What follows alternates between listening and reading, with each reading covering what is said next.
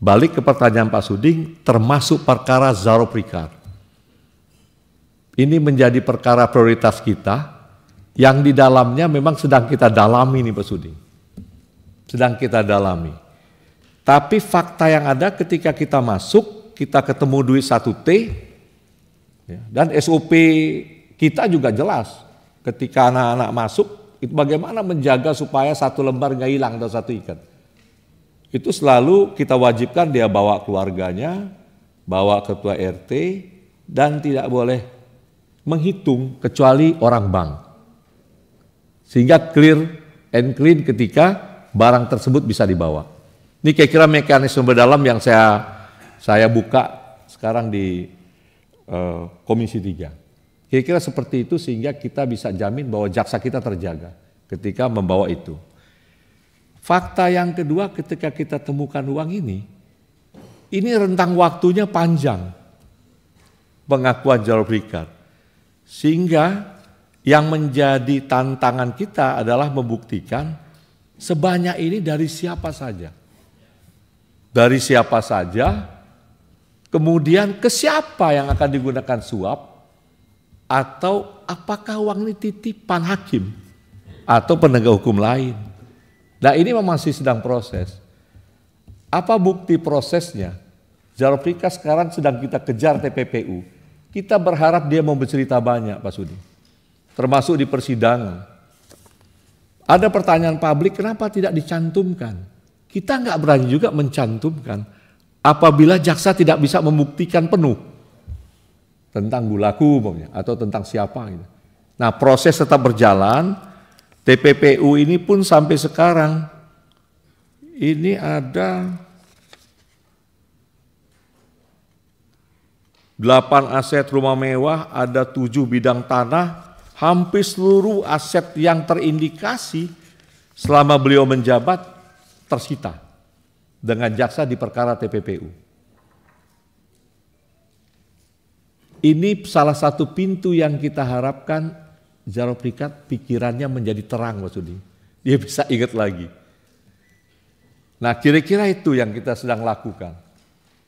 Nah pertanyaannya apakah Gulaku ini tidak diperiksa? Diperiksa Pak Sudi.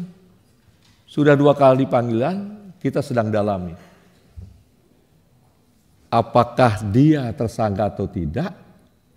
Mungkin secara tertutup pada akhirnya kita pun tidak keberatan dibuka. Karena kita berkepentingan juga untuk berantas ini. Karena perintah Jaksa Agung jelas.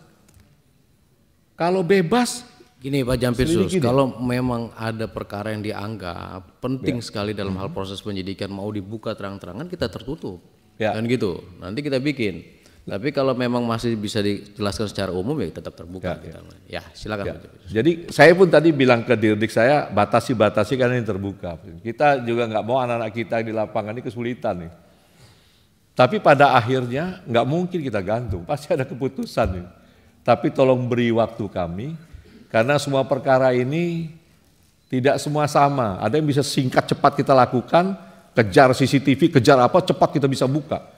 Tetapi ketika dia bicara saya dari tahun 2012, kita butuh waktu untuk men-tracing ini.